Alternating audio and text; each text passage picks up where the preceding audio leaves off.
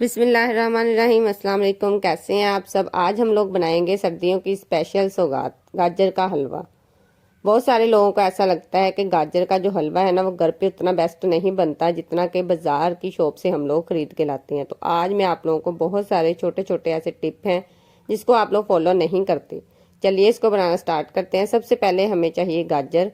इसको हम लोगों ने अच्छे से पहले वॉश कर लेना है। इसको कद्दूकश करना है। कद्दूकश भी 2-3 किस्म के होते हैं। इसमें आपने बारीक वाला जो है ना वो इस्तेमाल करना है। सबसे पहले आप लोगों ने सिर्फ गाजर को डाल के ना हल्की आंच पे इसको पकाना है ताकि इसका जो पानी है वो अच्छे से ड्राई हो जाए। जब इसका पानी अच्छे से ड्राई हो जाएगा उसके बाद आप लोगों ने इसमें दूध शामिल करना है। मेरे पास जो गाजर है वो 5 किलो है। इसमें मैंने तकरीबन जो है ना दूध कोई 3-4 किलो के करीब इसमें डाला है।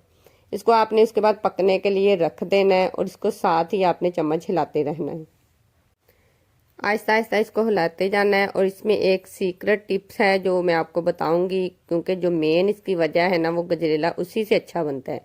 जब इसमें से जो हमने दूध डाला था वो अच्छे से ड्राई हो जाएगा और आपको लगे कि आपकी जो गाजर है वो हाफ डन हो गई हैं। जब इसमें सारा जो आपका दूध हमने डाला था ड्राई हो जाएगा उसके बाद हम लोगों ने 1 कटोरी भर के खुशक दूध की डालनी है जो बाजार से इजीली मिल जाता है। ये मैंने एवरीडे का इस्तेमाल किया था, आप लोग कोई भी इस्तेमाल कर सकते हैं।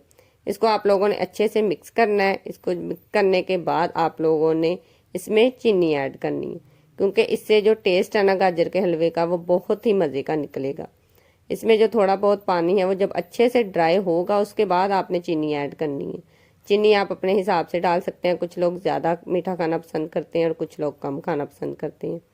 इसमें हम लोग थोड़ा सा खोया भी शामिल करेंगे, लेकिन सारा खोया आप लोगों ने स्टार्ट में ही शामिल नहीं कर देना। इसको आपने चम्मच की मदद से अच्छे से हिलाते जाना है। और चीनी डालने के बाद इसमें जो थोड़ा बहुत पानी है वो भी आपने ड्राई कर लेना है अच्छे से। जब इसमें से जो पानी है वो ड्राई होगा उसके बाद आप लोगों ने इसमें घी शामिल करना है। लेकिन ये नहीं कि इसमें थोड़ा सा पानी हो तो आप लोग तभी इसमें घी शामिल कर दें। घी मैंने वैसे इसमें देसी घी शामिल किया था, आप लोग अपने हिसाब से दूसरा घी भी शामिल कर सकते हैं। लेकिन अगर आप लोग देसी घी डालेंगे ना तो इससे इसका जो टेस्ट है वो बहुत ही मज़े का निकलेगा।